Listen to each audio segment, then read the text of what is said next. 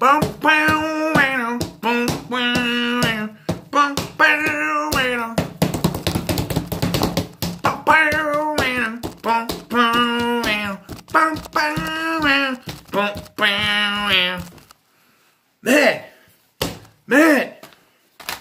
Last Action Hero. I always wonder why I love this movie so much. And you know why? Do you know why? The director, John McTiernan. Same guy that directed Die Hard and Predator. Same guy. John McTiernan directed this. Man, this movie, I love this movie. Don't get me wrong, it's not as good as Die Hard or Predator, but Last Action Hero, man. My finger hurts from when I was pounding on the desk. Ow. Now, this doesn't go all the way back to when I was a kid. I think I watched it once on a VHS or on a cable channel when I was a kid, and then I rented the VHS from the library, and then I got a DVD from a friend of mine that I made one of my custom covers with. You know, you've seen my custom covers that I did off the computer and stuff. But then I found this Blu-ray at a bin in Walmart. I was like, fuck yeah! And then I just I got a 2-disc case and put the DVD and the Blu-ray. So combo pack, baby. Alright. So the story is a kid named Danny Manigan. He gets this ticket from his friend, played by Robert Prosky, and Nick, his friend Nick, played by Robert Prosky, and it was a ticket that was given to Prosky by Harry Houdini. How old is Prosky? I mean, come on. I mean, it's just 1993. When did Harry Houdini die? Back in the early 1900s? I don't know. But apparently it was given to him by Harry Houdini, or somebody who knew Harry Houdini, or something like that. And this has magic powers, and it turns out this ticket sends Danny into one of his favorite, the new Arnold Schwarzenegger movie, Jack Slater 4. Jack Slater 4. And because at the beginning he's watching Jack Slater 3 in the theater, and then Jack Slater 4. What theater, even in 1993, what theater still has the role for Jack Slater for a movie that came out a couple of years earlier? I mean, what? I understand some theaters do that. They have special, maybe it was a special screening, because my theater even does special screenings. Maybe that's what it was. I don't know. But he's watching Jack Slater 3. Maybe it was a Jack Slater-thon or something. And then Jack Slater 4 is going to come out.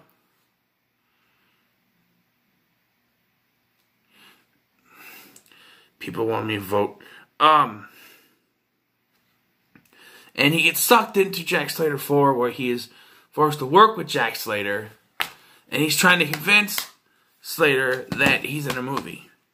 Like, he's trying to convince him a whole bunch of other things, like there's a cartoon cat, and then, you know, they're working a rabbi and a police officer and stuff. It's just a cartoon cat. Well, he's the best of the force. He's voiced by Dan DeVito. It's just like, yeah, he was only on probation for this much. He was only suspended for a couple of weeks or something like that.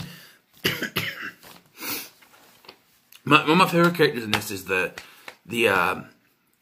captain, because she's like yelling and stuff. They make fun of that.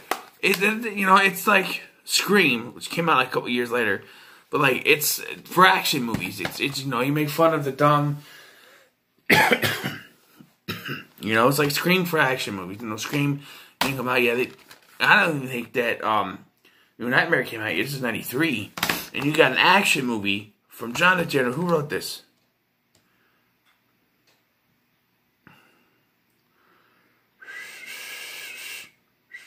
Screenplay. Shane Black.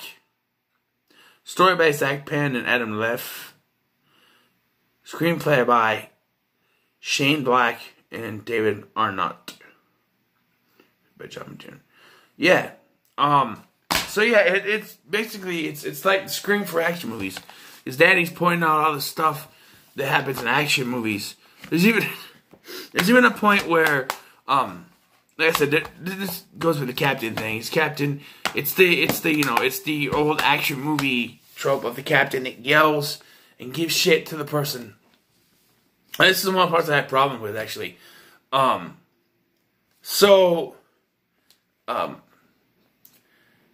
one part, they go to Jack's ex-wife's house, and they meet his daughter, played by Bridget Nielsen. And not Nielsen. Of course, she's not fucking. They don't have her in here, but they don't credit Bridget Nielsen, whatever. Bridget Nielsen, whatever. But they credit Art Carney, who was in one scene, maybe two. But yeah, and Tom Noonan, who's in a couple scenes, but like, what? But anyway, so they're at the ex-wife's house, ex-wife's not there, and Jack leaves for some reason to go do something. But he gets called back when Danny burns the counterfeit money, which burns red smoke. It's the bad guy, played by Charles Dance. And then just stop here. Charles Dance is a great villain. He's good here. He's one of the more enjoyable parts of Alien 3 before he dies. But I think it's Alien 3. Alien 3 is the one where they're on that colony, right? I think that's what it is. Yeah.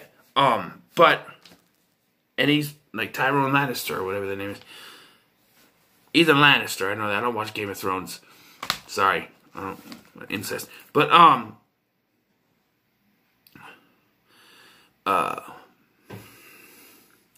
fuck was I? Yeah, so they're at this thing, the villains show up, and the daughter is supposed to get, it's this college thing, I don't think she's like 30, but like 25.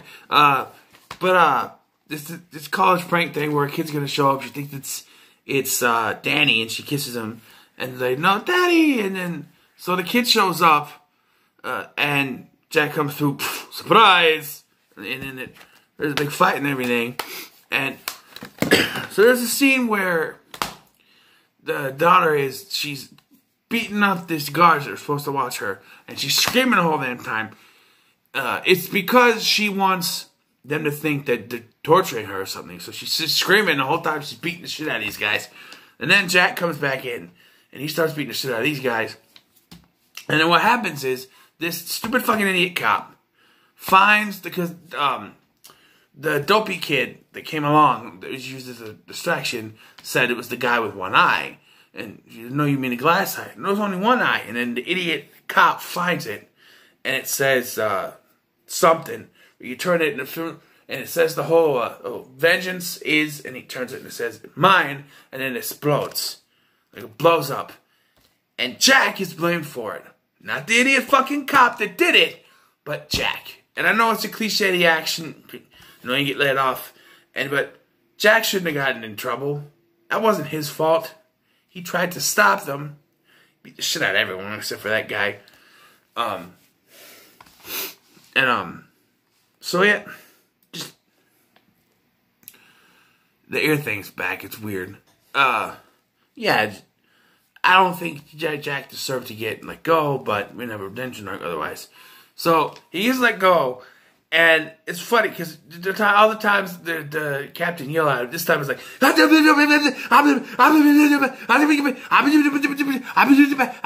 it's smoke's coming out of his ears. And Jack just looks over and goes, do you understand anything he's saying? And then he said, give me your badge. And then so this leads to a funny part. Like, he goes to his apartment and he goes to to his closet to change his shirt because he got holes in his shirt, and then we don't see him change his shirt, but he gets a new jacket. He opens it up. There's a guy in there. He beats the shit out of the guy. No, he isn't. He shoots through the fucking door, kills the guy. How do you know there's a guy in there? There's always a guy in there. That doesn't tell him that it's a movie. And then he explains how all this stuff he's been doing. He says his ex-wife called him. He has a friend that calls, pretends to be his ex-wife. It's not his ex-wife. He hasn't heard from her in a while. He has his daughter, though. And then, so, Charles Dance, he figures out this ticket, because he has a ticket, that he can travel into the real world.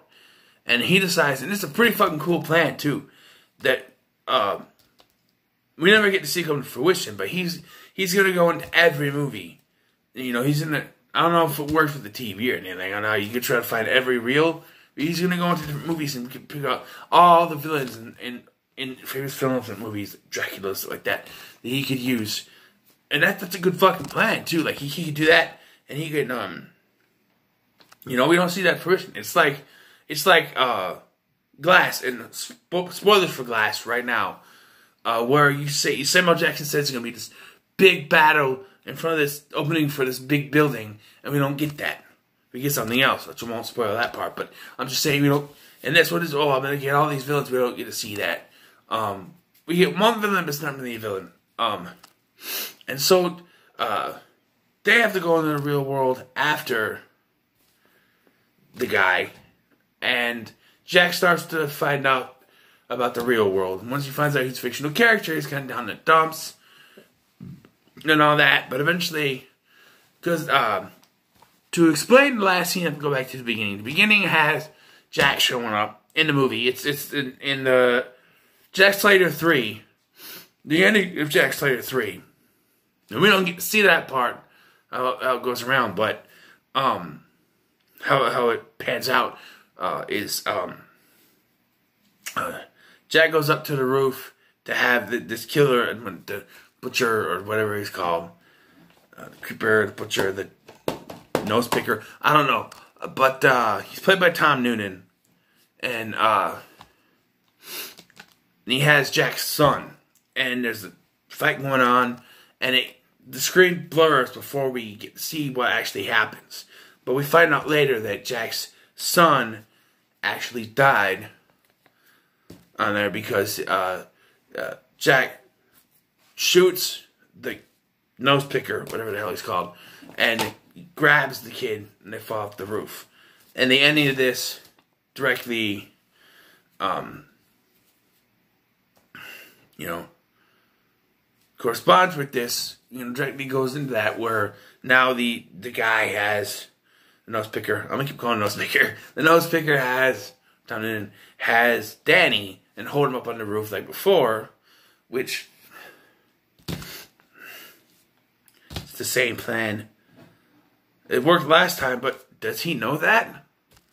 Because this is the creeper. This is the guy from the third movie. Yeah, Jack Slater 3, that hadn't done it yet, right? What point did he like open the portal as he was falling off the goddamn roof? I don't understand that. But so he holds it in the same way, and he's able to rescue Danny, but they lose the ticket because Charles Dance comes in, he gets blown away, and they lose the ticket, and it lands in front of another theater, and it's showing The Seventh Seal, an Ingmar Bergman film, and the Grim Reaper comes out, played by Ian McKellen, and Jack has been shot, and since he's not in the movie world anymore, he's going to die.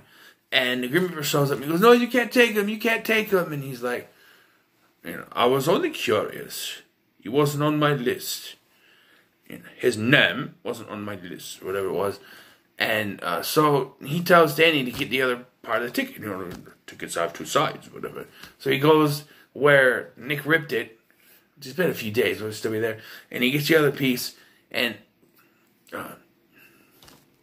he sends Jack in, and they call for a medic, and it's just a flesh wound by then. And, you know, shows Jack, go, because it's a movie, and you're a sidekick, or whatever at the end, and it's pretty cool. And it starts playing this like, Big Gun by AC/DC. I love that song. Just, this movie is awesome. And just like the whole action sequences and the ice that guy, to coin a phrase, that's a good ice pun. Let's not do any more, Arnold, okay? Okay, can we agree? No more ice puns. There's no more ice puns. Arnold never did any more ice puns, right? He never was in another movie with George Clooney that he did ice puns. Yeah. But yeah, all in all, it's an 8 out of 10 for me. It's good. Yeah, it's just good, clean fun. Was it Dinosaur? I don't know. There's a guy named Leo the Fart. That's a subplot in the movie that they're in, where they're gonna actually blow up the... See, what would have been cool, and I know it's telegraphed, but like, what if they went into the movie that Danny's already seen? Because, well, you know, think about it, because if you're in a movie, you can't tell what's going on. You don't know what's going on. But if he's in a movie that he's already seen, this Jack Slater, he can telegraph what's going to happen. Say, oh, he's going to do this and this at this point. I can prove it's a movie. You just this. They do a little bit of it because he's seen the beginning of the movie, so he knows what happened to his second cousin, Frank, played by Art Carney. But it's just like, if they did that with the whole movie type thing. It says right here, John McTiernan, Predator, Die Hard. Claimed it right there. Yeah, so 8 out of 10 for me. It's good. Schlocky action fun. Pokes fun at the genre. It's very good. You should watch it. It's pretty good. So what are your thoughts on The Last Action Hero? Let me know in the comments below. Like, share, and subscribe. And let me know. I want to let you know, I should say. I'm going to take a break from doing nostalgia stuff because I want to get a couple things watched. So I'm going to do reviews for 2 horror movies. And they're going to be Dr. Sleep and Restricted Area. Not in that order. I'm probably going to do Restricted Area first because I want to check this out. Got a couple YouTubers in it and I want to check it out. It even has like Cool Duder, Sean C. Phillips on the cover. No mention of Danny Falacio, whatever you kid's name is. Santa Stalker. Sean C. Phillips is credited but not seeing more of the movie then? Then I said Emily Blunt for a second. But yeah, this is I'll check it out. So, these will be like the next 2 reviews for tonight. And I don't know what's going on tomorrow. I got new carpet today, but I'm coming to paint my bathroom ceiling tomorrow. So, I don't know if I'll get a chance before I have to go see my son tomorrow. If I have my son, because the weather's kind of goofy right now. But, but yeah. Yeah, like, share, subscribe for more, and I'll see you in the next one.